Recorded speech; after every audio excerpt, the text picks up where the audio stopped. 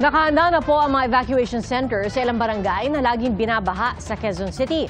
At tiniyak ding gumagana ang mga pumping station sa Metro Manila. Saksi si Chino Gaston. Nakatupi na ang ilan sa naglalakihang billboard sa Metro Manila. Mainit ang panahon kanina, bagamat paminsan-minsan may pag-ulan. Pero pinaghahandaan ang bagyong Uwan na ayon sa Pag-asa ay posibleng maging super bagyo.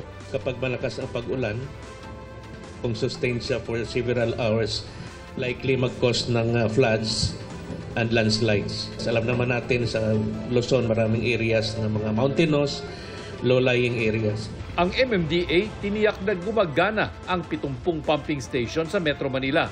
Babantayan sa command center ang posibleng pagbaha at traffic. Nananawagan ng MMDA sa mga mall operators sa Luzon na gawing libre ang kanilang parking spaces para mapaglagyan ng mga sasakyang posibleng maapektuhan ng baha.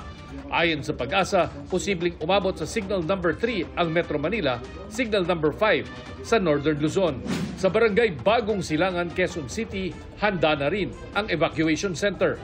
Yung mga naghihintay po dito ay yung comfort nila, kasi para mabalik yung dignidad sa kanila na kapag nabahaan ay maging maayos yung kanilang tutuluyan.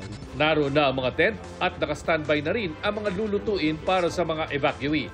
Gayon din ang mga gamot para sa mga sugatan at doxycycline na pangkontra sa leptospirosis. May pwesto rin para sa mga alagang hayop.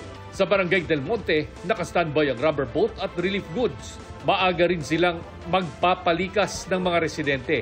Sakaling umapaw ang San Francisco del Monte River, ay inilatag na nila ang lubid sa mga looban ng barangay. Pagmula sa dulo ng looban hanggang paglabas, kung hanggang saan po yung tubig na makakalabas po sila, kasi napakalakas po ng current dito, makakatulong po sa kanila yun para makalabas po sila in case na matrap po sila sa loob.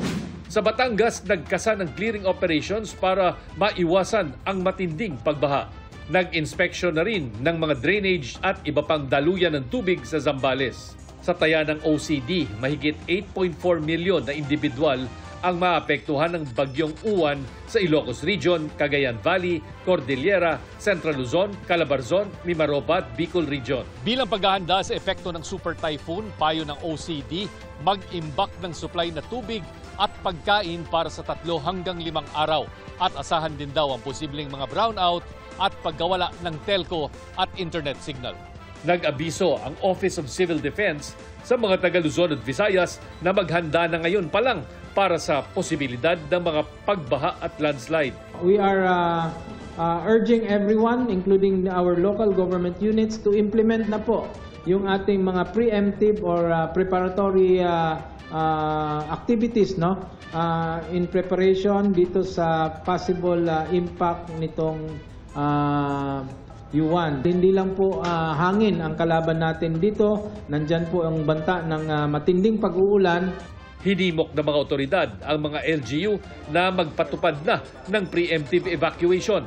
Dapat daw sa linggo pa lang ay nasa evacuation center na ang mga residente, lalo na sa mga nasa high-risk area. Marami ho dun sa mga namatay, dun sa experience natin kay Tino ay mga nabagsakan ng puno o kaya ng kahoy. Maaaring magkaroon tayo ng mga cuts and lacerations and other traumatic injuries sa mga lumilipad na yero, sa mga lumilipad na mga bagay. So pag tayo po ay pina-evacuate, ang pinakaligtas na lugar po is yung evacuation center.